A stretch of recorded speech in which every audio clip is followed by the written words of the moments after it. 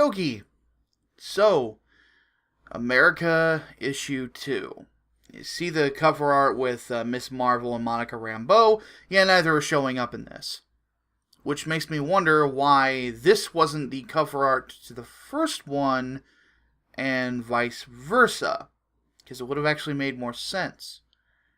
I don't know. I don't know, I don't understand, but let's go ahead and just get right into this. Okay, so the first page gives us a recap of what happened in the last issue, and it's all meant to look like social media. And let me be frank. Again, I hate it when you try to cater to millennials. Millennials are easily the most self-absorbed generation ever, quite frankly. So, the idea of catering to them does not make your characters look good. It makes them look self-absorbed. It's not a positive character trait. Self-absorption, large ego, etc.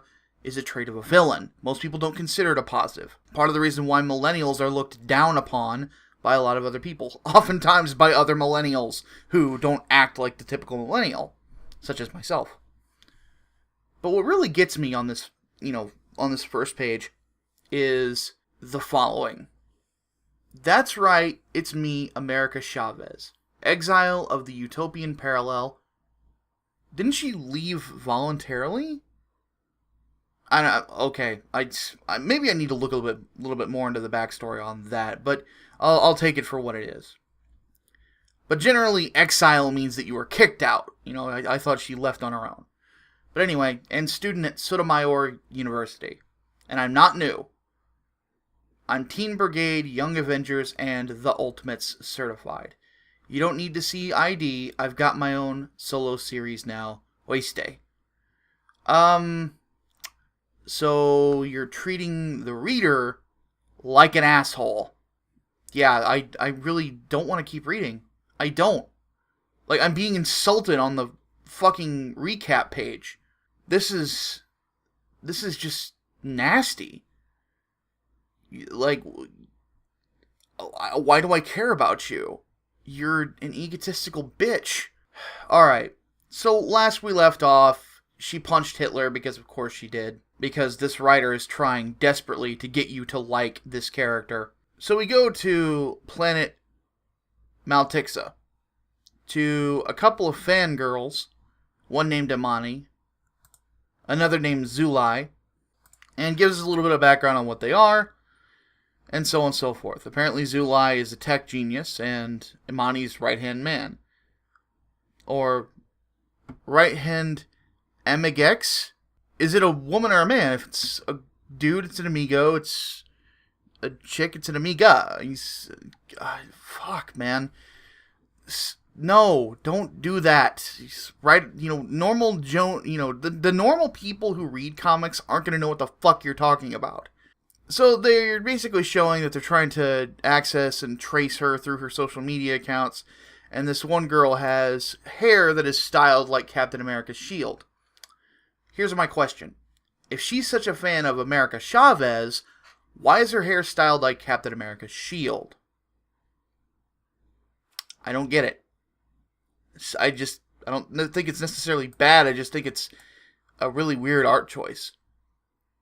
But this comic isn't much for giving reasons on anything. So, let's go ahead and move on to the next bit. So, we hop back to America Chavez in World War II. A couple of soldiers are escorting Hitler away from the battlefield. No one is thinking to shoot Adolf Hitler in an open battlefield, mind you. Captain America says, get out of the way. Oddly enough, she does. So, maybe she does respect Captain America, at least. I would hope. I mean, your name is America Chavez. I would think that you would have some respect for arguably the greatest heroic individual in Marvel Comics history. I mean, that's a guy who stood up to Thanos when he had the fucking Infinity Gauntlet. Anyway, so from here, she gets into a little bit of a tizzy with Peggy Carter and gets pissy about it. And Peggy Carter and the two have an exchange, and this whole situation makes no sense to me. Mostly because how did Hitler survive a punch from somebody who can punch holes in dimensions? You'd figure that she'd punch Hitler hard enough to take his head off. Or is Hitler just that tough and I didn't know it? This is making no sense to me. But her attitude towards Peggy Carter makes me like her even less. And that's saying something. So another officer says, should we detain this girl for questioning? America's ready to fight because apparently she's just that nasty of a person. And then, this exchange happens. This is cringeworthy. We're getting World Star on the pages of a Marvel Comics comic book. Oh god. And this panel on the right hand here, where I can't even right now. But look at Peggy Carter's face. Like, I understand what the artist is going for. I'm sorry for stammering. I'm mystified by how bad this is.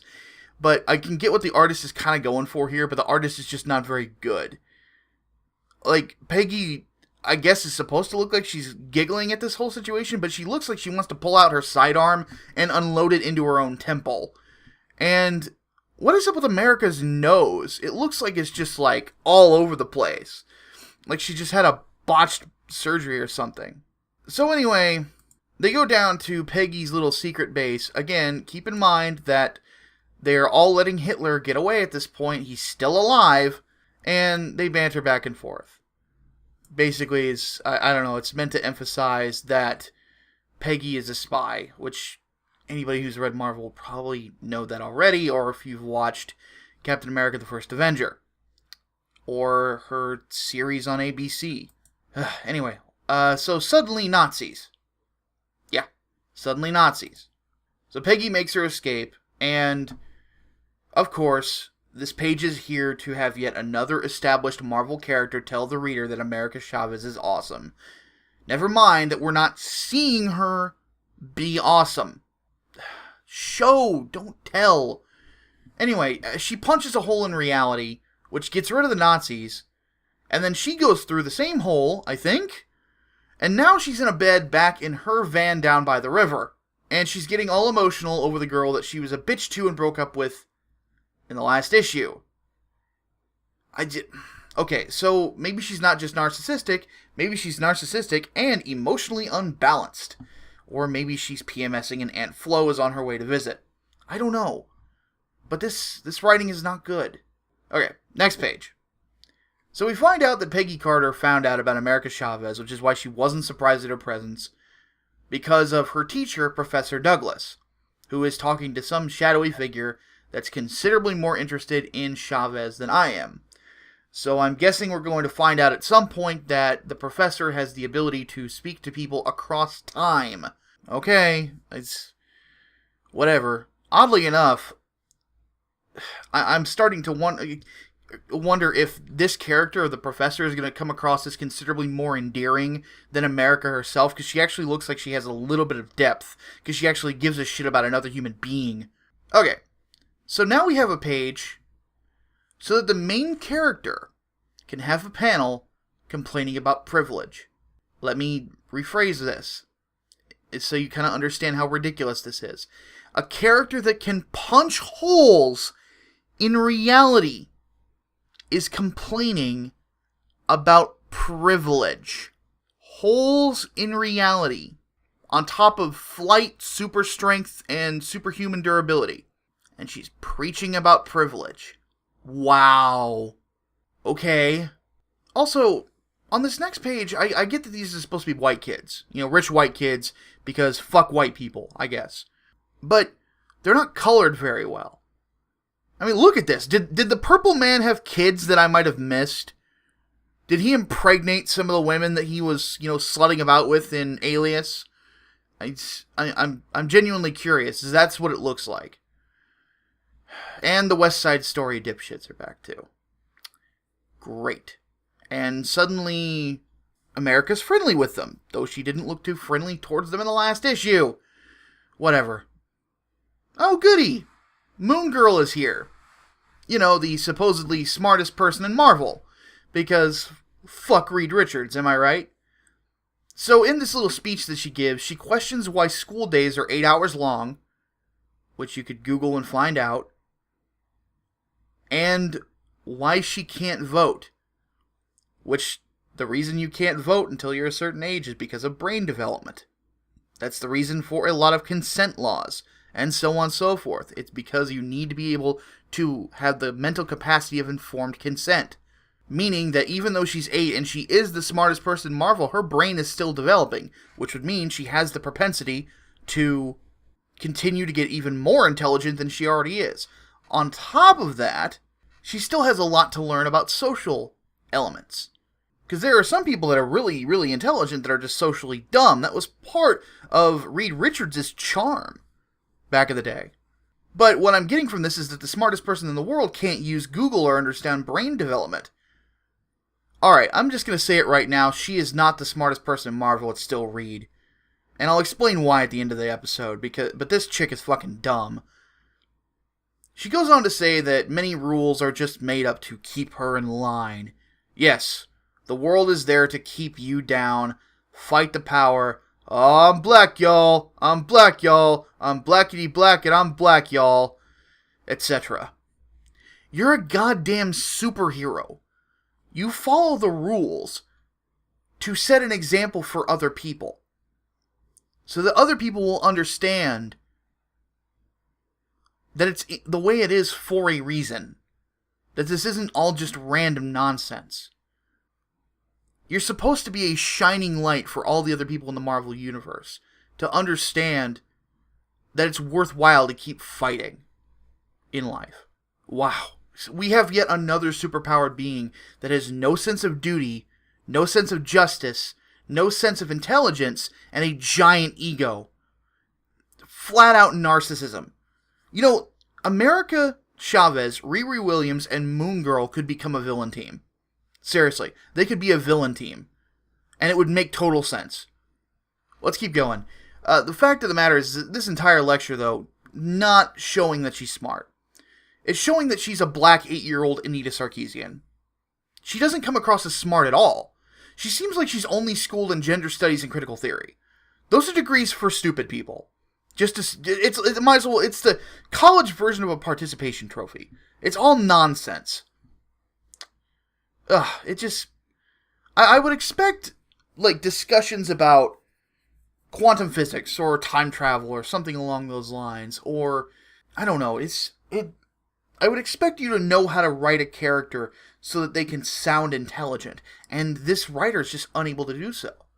Alright, so after that giant mess, we have now found out that America Chavez can now time travel. She doesn't have the power to move me, though. Not like, Wonder Boy, what is the secret of his power? Sorry. Anyway, her other goofy-looking amigo says something about ancestral knowledge and is probably about to go into some we was kangs and shit garbage as an actual garbage can comes sailing through the window. I now have a panel that basically explains my feelings toward this entire comic.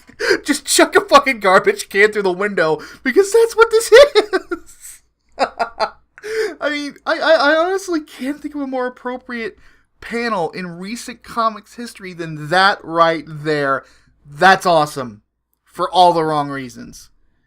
Okay, so America jumps out the shattered window, and it seems like the new students went and got drunk, and they're having a big time party. So Chavez decides to hop out the window and start punching people. Okay? And the West Side Story kooks are now dance, battle, fighting? So what, does Lucky Chloe from Tekken teach lessons or something?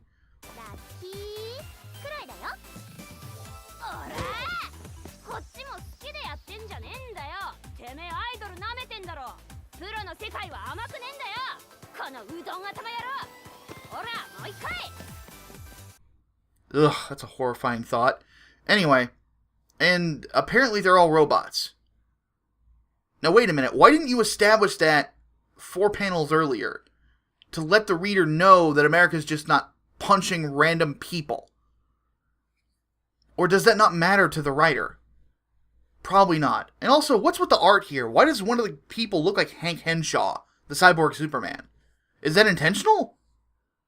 Or, I don't know, maybe it's an homage. If Hank Henshaw was an actual human being, I have a feeling he would want to slit his robotic wrists and then still lament the fact that he can't die.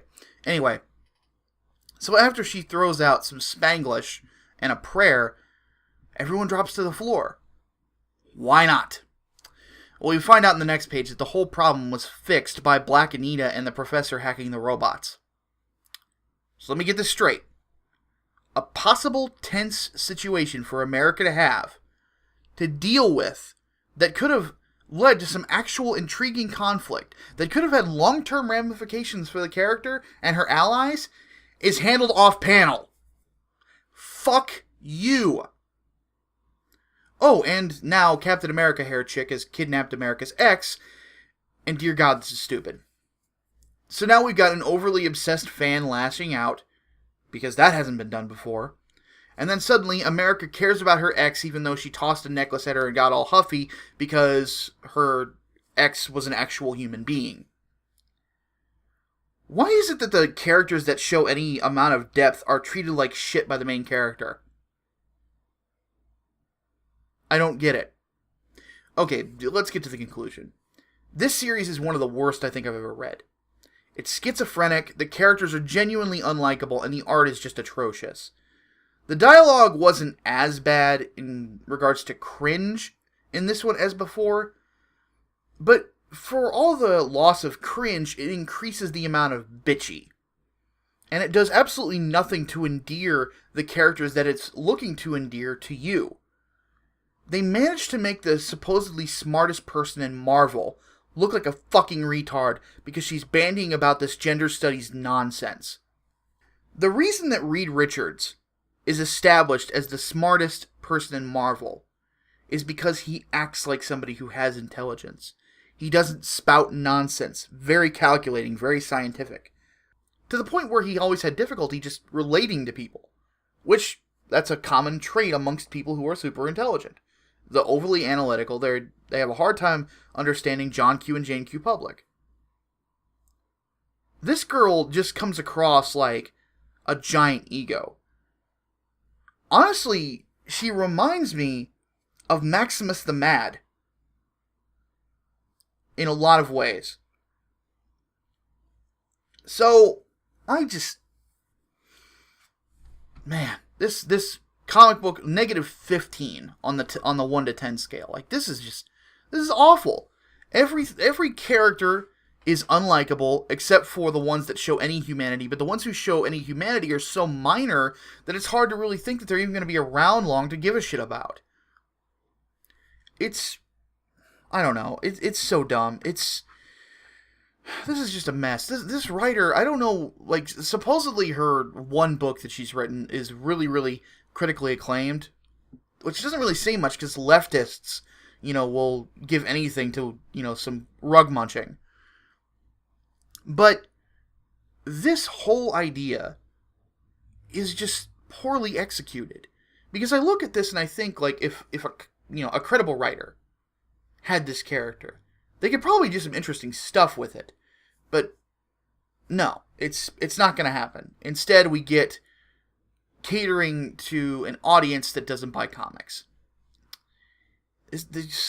I'm kind of tired of getting slapped in the face, Marvel. Kind of tired of it.